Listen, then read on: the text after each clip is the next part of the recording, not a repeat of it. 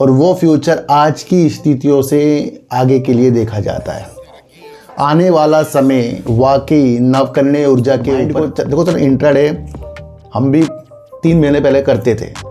अभी 3 महीनों से मैंने अभी बंद ही कर रखा है, मैं आपको बता दूं, है ना। कुछ भी मैं अभी 3 महीनों से नहीं। फ्यूचर अपना आप तय करें कि कौन कौन सी वो कंपनियां हैं, कौन कौन से वो सेक्टर हैं कि आगे जाकर वो आपको बहुत अच्छा करके जाए। कि देश के अंदर काफ़ी फार्मा की जो कंपनी है उसका अच्छा खासा रेवेन्यू जो है अमेरिका की तरफ से आता है। और अडानी ग्रीन एनर्जी की 2 पवन ऊर्जा की परियोजना श्रीलंका के अंदर नीतियों के साथ है। और वो उसको इतने अच्छे के भांति नहीं समझना कि कल को आपको बहुत ज़्यादा तवज्जो दे दो या बहुत आगे तक की तवज्जो देख रहे हो आप 1-2 दिन के अंदर। नहीं कि Q3 और धमाकेदार क्वार्टर, और इस क्वार्टर ने सच में आज 2030 के फ्यूचर को हमें दिखा दिया है। और इस बारे में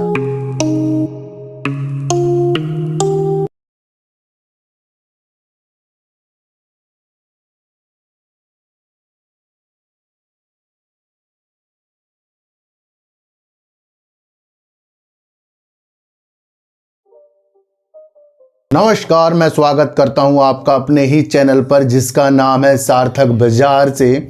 आज बात करेंगे सुजलॉन एनर्जी की Q3 और धमाकेदार क्वार्टर, और इस क्वार्टर ने सच में आज 2030 के फ्यूचर को हमें दिखा दिया है।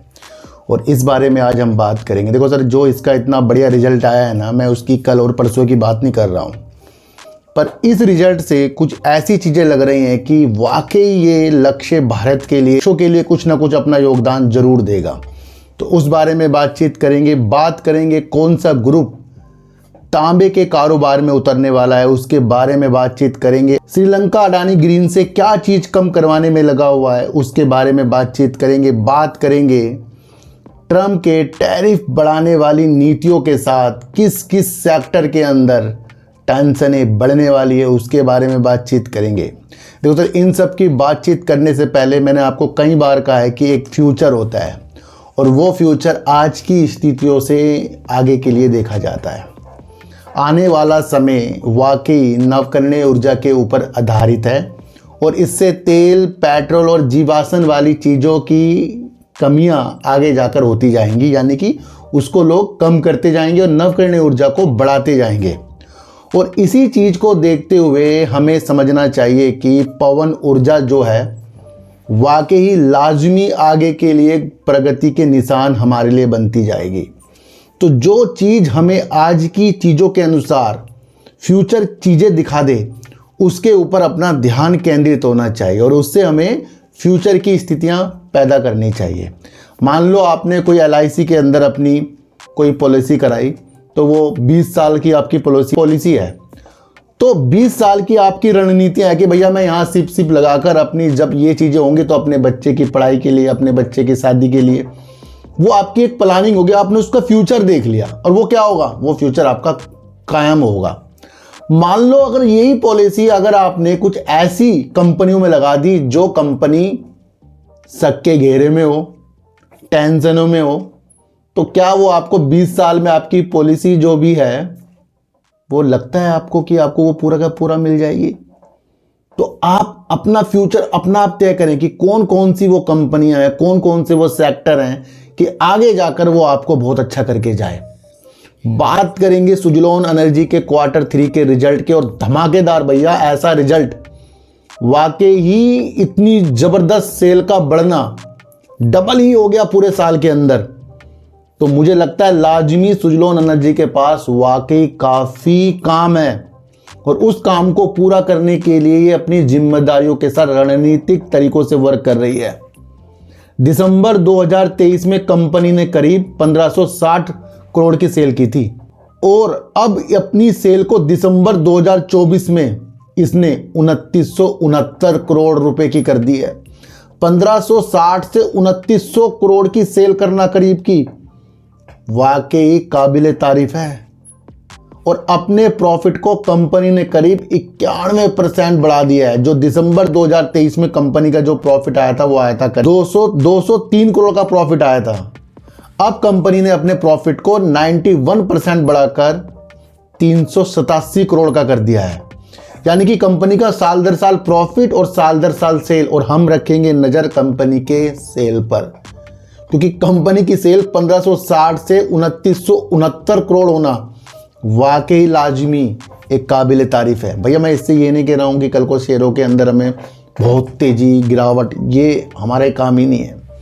हमने एक चीज़ देखी कि अगर हमें वो वजूद पता लग जाए कि कंपनी क्या वर्क करती है और उस वर्क के साथ वो प्रगति कर रही है या नहीं कर रही है, तो अगर आपको लगता है कि कंपनी उसके साथ प्रगति कर रही है तो ये एक फ्यूचर हमारे लिए बन जाता है।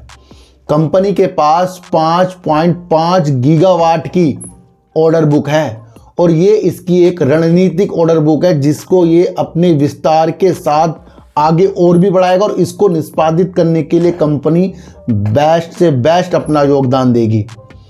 कंपनी को अभी टोरेंट पावर की तरफ से भी आपको देखने को मिला कि मील का पत्थर जो 1 गीगावाट की क्षमता का इन्होंने वहाँ पर एक अपना योगदान दिया है, वो भी एक मील का पत्थर है। दूसरा एनटीपीसी ग्रीन एनर्जी के साथ सरकारी खेमे के अंदर उतरना, वो भी सुजलोन एनर्जी का एक बहुत बड़ा कदम है। और 5.5 गीगावाट की ऑर्डर बुक और उसको निष्पादित करने की अपनी पूरी क्षमता, सुजलोन एनर्जी इसको काबिल तारीफ के साथ करेगा। और सबसे बड़ी काबिल तारीफ है अपने रेवेन्यू को डबल करके दिखाना, बहुत बड़ी बात होती है, ये एक फ्यूचर दिखा रहा है हमें। कंपनी ये भी कह रही है कि सरकार के जो हमारे नवकरणीय ऊर्जा के जो मिशन है उसके अंदर कंपनी अपना भरपूर योगदान जरूर से ज़रूर देगी। तो कहीं ना कहीं एक मिशन के तहत जो कंपनी वर्क कर रही है उसने अपनी सेल्स के अंदर हमें दिखा दिया। तो मेरे हिसाब से सुजलोन एनर्जी का ये रिजल्ट बहुत बेस्ट है, और वो मैं इसकी सेल्स को जो डबल करके दिखाया। देखो सर, सेल्स तो डबल जब ही होगी जब कंपनी के पास बहुत काम है, उसको काम को वो पूरा कर रही है। और ऑर्डर बुक है आपको पता ही है 5.5 गीगावाट की है, तो यानी कि और भी आगे के लिए इसकी क्षमता बहुत ज़्यादा है, तो उसको निष्पादित करने के लिए भी ये वर्क करेगी। तो लाजमी एक अच्छा वर्क जो है सुजलोन एनर्जी ने करके दिखाया है। देखो तो जो चीज़ अच्छी है उसको अच्छी के भांति समझना है आपको, उसको इतने अच्छे के भांति नहीं समझना कि कल को आपको बहुत ज़्यादा तवज्जो दे दो या बहुत आगे तक की तवज्जो देख रहे हो आप 1-2 दिन के अंदर। नहीं, हमारी तवज्जो इसके अंदर सरकार के लक्ष्यों के साथ बढ़ेगी, क्योंकि 86 के भी कंपनी ने उस वक्त भी लक्ष्य दिखाए हैं जब कंपनी के सेल 2100 करोड़ की भी थी। तो हमारी लाजमी ये सेल बहुत अच्छी है, पर हमने अपना फ्यूचर की तैयारी करनी है, ना कि कल और परसों की। तो जो लोग कल और परसों की तैयारी करेंगे लाजमी वही चीज़ों को टेंशन में लेकर जाएंगे। तो बेस्ट, बहुत बढ़िया रिजल्ट जो एक नीति बताता है कि हाँ पवन ऊर्जा का एक फ्यूचर है। और पवन ऊर्जा का फ्यूचर होगा भी क्योंकि अडानी ग्रीन एनर्जी भी पवन के ऊपर भी वर्क करती है, और अडानी ग्रीन एनर्जी की 2 पवन ऊर्जा की परियोजना श्रीलंका के अंदर नीतियों के साथ है, और वो $442 मिलियन के निवेश के साथ अडानी एनर्जी जो है वहाँ पर अपनी 2 पवन की योजना श्रीलंका के अंदर पवन ऊर्जा के स्टेशनों के निर्माण के लिए कर रहा है, जिससे श्रीलंका के अंदर वो पवन के द्वारा ऊर्जा दे सके। तो यहाँ पर पवन की अहमियत आप देखिए कि बड़ी कंपनी अडानी ग्रीन एनर्जी जब पवन पे वर्क कर रही है और उधर सुजलोन एनर्जी भी पवन पे वर्क कर रही है, और पवन जब आपके सामने आ रहा है, विंड टर्बाइन की चीज़ें आपके सामने आ रही है, तो आपने एक न्यूज़ भी देखी होगी कि जब अमेरिका ने अडानी ग्रीन एनर्जी के ऊपर उसके ऊपर रिश्वत के आरोप लगाए थे कि अधिकारियों के साथ कुछ चीज़ें हुई थी जो ये योजना प्रोजेक्ट लेने के लिए चीज़ें की थी, तो उसको देखते हुए श्रीलंका ने एक अपना दाव खेल रहा है। और वो दाव है कि जो ये 2 इसकी परियोजना वहाँ पर चलने वाली है श्रीलंका के अंदर, उसके लागत कम करने में, खरीद लागत कम करने में बातचीत कर रहा है। यानी कि जो पहले ये खरीदने की बातचीत हुई थी वो हुई थी $0.08 प्रति किलोवाट घंटा पर। अब इसको कम करने के लिए श्रीलंका सरकार अडानी ग्रुप के साथ बातचीत कर रही है, और पवन ऊर्जा की जो ये बिजली है उसकी लागत को कम करने के लिए करीब $0.06 प्रति किलोवाट घंटा जो है इसकी मांग कर रही है। तो इससे आपको क्या नज़र आया है कि यहाँ श्रीलंका एक दाव खेल रहा है, भैया अमेरिका ने आपके ऊपर ये चीज़ की थी, अब हमें इस चीज़ के अनुसार ये चीज़ें वो करने वाला है, ये एक दाव खेल रहा है वो। पर देखते हैं ये बातचीत क्या आगे तक चलती है। पर उसके बावजूद भी $1 बिलियन के निवेश की चीज़ें के लिए प्रतिबद्धता जता रहा है, उसके बाद भी वो करने की स्थितियों के साथ है। यानी कि अगर ये बातचीत अडानी ग्रुप के साथ श्रीलंका की बैठ गई तो यहाँ अडानी ग्रीन एनर्जी की चीज़ों को हम 2 इसके प्रोजेक्ट जो पवन ऊर्जा के हैं वो हम उसको अच्छी तरह मान सकते हैं। पर अब देखते हैं कि ये रेट कम करते हैं या नहीं करते हैं, ये अगला मसला हो जाता है। अच्छा, एक ग्रुप है JSW ग्रुप, यानी कि जिंदल का JSW ग्रुप, जिंदल ग्रुप। ये भी ग्रुप जो है भैया अपने पंखों को धीरे धीरे निखारता जा रहा है और इसी के तहत इसने झारखंड के अंदर 2 खदानों का एक सौदा किया है, यानी वहाँ बोली लगाई, प्रतिस्पर्धा के साथ जीता और उसके बाद कंपनी ने कहा है कि ये अब तांबे के कारोबार के अंदर अपनी एंट्री करने के लिए तैयार हो रहे हैं। और वो इसलिए भी हो रहे हैं क्योंकि आपको पता है कि स्वास्थ्य और देखभाल के लिए, टेलीकॉम सेक्टर के अंदर, इलेक्ट्रिक वाहनों के अंदर, नवकरणीय ऊर्जा और इंफ्रास्ट्रक्चर के अंदर तांबे का यूज की स्थितियां देखने को मिलती है। इससे प्रेरित होकर जिंदल ग्रुप अब तांबे के कारोबार के अंदर एंट्री करा और ये दो इसने खदानों की बोली जीती है। ये सालाना करीब 30 लाख टन तक का उत्पादन इस तरीके से वहाँ होगा और इसके लिए कंपनी 2600 करोड़ रुपए करीब का निवेश करेगी।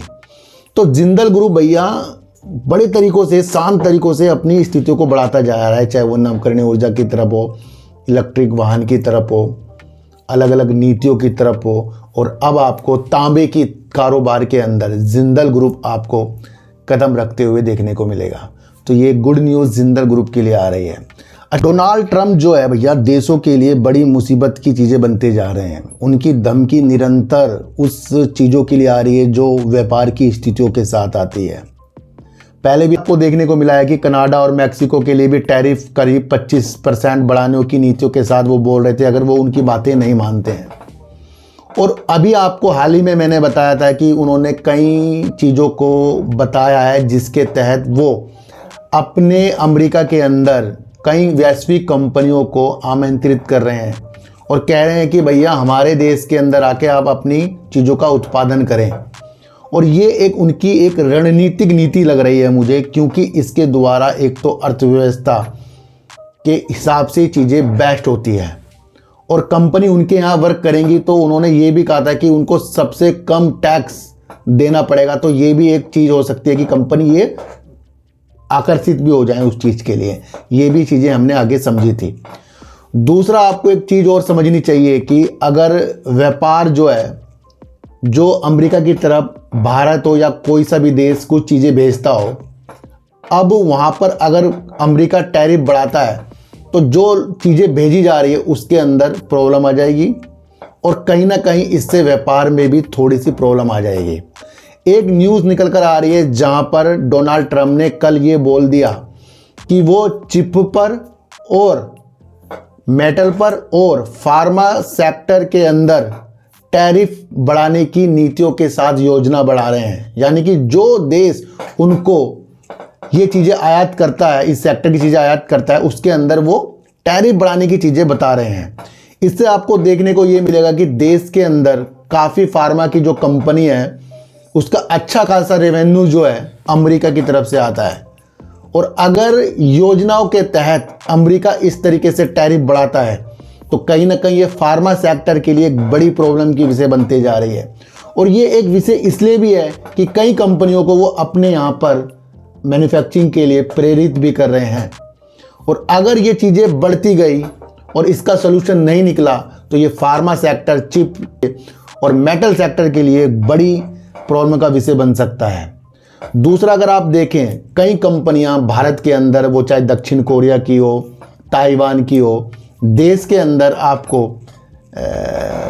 चिप के निर्माण की विशेषताओं के साथ देखने को मिल रही है भारत के अंदर। और तरीके से टैरिफ बढ़ाने वाली चीज़ें अगर डोनाल्ड ट्रंप कर रहे हैं तो ये कहीं ना कहीं दक्षिण कोरिया, ताइवान, जापान को अपनी ओर आकर्षित करने के लिए भी चीज़ें हैं ताकि वो वहाँ पर जाकर मैन्युफैक्चरिंग करें। तो ये बहुत बड़ी नीतियाँ हैं। आपको पता ही है चिप की चीज़ें कितनी ज़्यादा वैल्यूबल रखती है। और मैं आपको बता दूं, एशिया के जो देश हैं वो विश्व के 80% से ज़्यादा चिप का उत्पादन करते हैं। और उनकी स्थितियाँ डोनाल्ड ट्रंप अब इस टैरिफ की स्थितियों के साथ देख रहे हैं।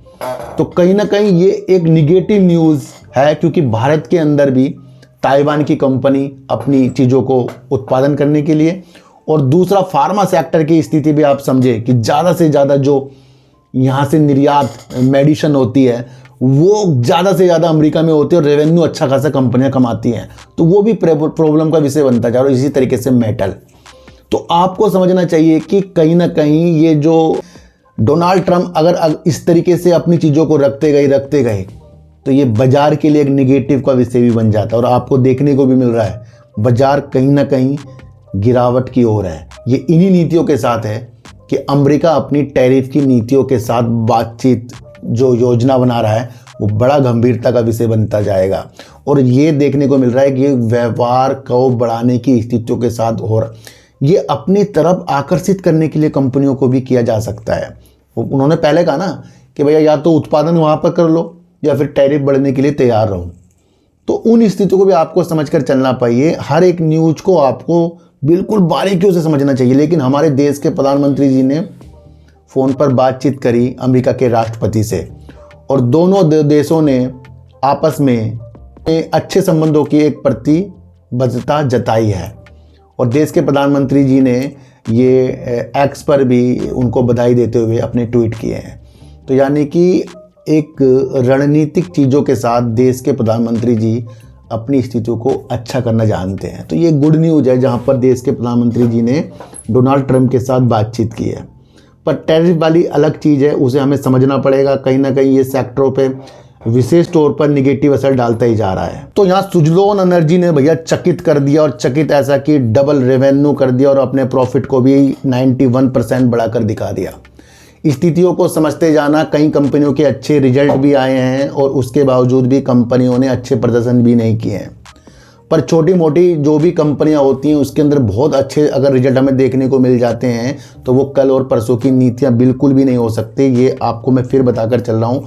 हमें एक ऐसा फ्यूचर देखना है जहाँ से हम मजबूती की तरफ हों। अच्छा, अगर मैं एक चीज़ पूछता हूँ कि अगर आपको लगता है कि 2-4 दिन अपर सर्किट लग जाए और उससे हम फिर सोचें कि हम बहुत अच्छे हो गए, तो क्या इससे हम अच्छे हो सकते हैं? इन चीज़ों के साथ इंट्राडे वाले अच्छे निखर जाते हैं, पर इन चीज़ों के साथ इन्वेस्टर कभी भी अच्छे तरीक़ों से नहीं निकल सकते। इन्वेस्टर के लिए आज और कल की तेज़ी, आज और कल की गिरावट कोई मायने नहीं रखती। मैं आपको फिर बता दूं, तो जहां लोग मौके तलाश करते हैं वो अपने इंट्राडे के हिसाब से, अपने हिसाब से करते हैं। वहां पर अपने माइंड को देखो सर, इंट्राडे हम भी 3 महीने पहले करते थे, अभी 3 महीनों से मैंने अभी बंद ही कर रखा है। मैं आपको बता दूं, है ना, कुछ भी मैं अभी 3 महीनों से नहीं कर रहा हूँ। एक आपको पता ही है, पहले कुछ प्रॉब्लम थी, दूसरी अभी ये मेरी कमर की प्रॉब्लम। तो मन वो उस हिसाब से वर्क नहीं कर रहा है, और जब मन उस हिसाब से वर्क ना करे तो हम शांत बैठ जाते हैं फिर, है ना। तो इंट्राडे करना अपने विधि के साथ है, किसी को बताने की विधि के साथ नहीं होता वो। अगर आप कुछ भी कर रहे हैं तो वो आपका माइंड है, क्योंकि वहाँ सेकंडों में आपका काम हो रहा है। तो इसलिए कभी भी चीज़ों को इंट्राडे के हिसाब से कोई भी वीडियो आप मत देखें, वो आपका पर्सनल चीज़ हो जाती है। मेरे लिए पर्सनल है, आपके लिए पर्सनल है ना। जब हम स्टार्ट करेंगे हम बाद में करेंगे, वो भी आपको क्यों बता के करेंगे, है ना। तो फिलहाल हमने 3 महीने से वो कुछ भी नहीं अभी आपको बताऊं क्या है। तो वही बता रहा हूं कि अगर आप अच्छे इन्वेस्टर हैं तो आपको फ्यूचर देखना है। और जिंदल ने तांबा कारोबार में कदम रखकर एक नई रणनीति की शुरुआत की है।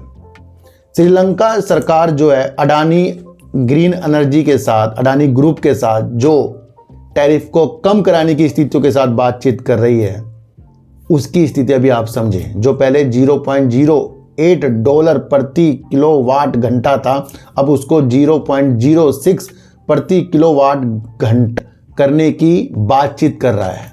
और अब इस बातचीत के क्या निर्णय निकलते हैं, ये तो बात की बात है, इसको भी आपको समझकर चलना पड़ेगा।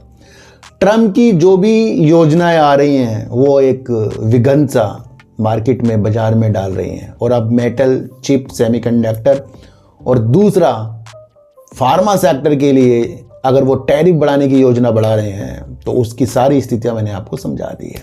तो उन स्थितियों से आपको आगे निकलना है। तो आज की वीडियो आपको कैसी लगी एक बार मुझे जरूर बताना। तो सर सच्ची वीडियो देखिए, अच्छी वीडियो देखिए, समझ कर देखिए, किसी की भी बातों में आपको आना नहीं है, चाहे मैं ही क्यों ना हूं। अपनी एनालाइज को इतना तेज कर लो कि कोई भी आपको हाथ पकड़कर शेयरों को खरीदवा बिकवा बिल्कुल ना सके। आपका अपना पैसा है, वैल्यूबल पैसा है, लगाने से पहले 50 बार सोचें। सिर्फ न्यूज़ समझें, न्यूज़ की स्थितियां समझें, फ्यूचर को समझें। आज और कल की नीतियों के साथ कोई भी चीज़ों की स्थितियां बिल्कुल ना समझें। कोई भी शेयर के ऊपर वीडियो बनाई है, न्यूज़ बेस है, उस उद्देश्य से बनाई है। तो खरीदने बेचने की नीतियां मेरे चैनल पे होती नहीं।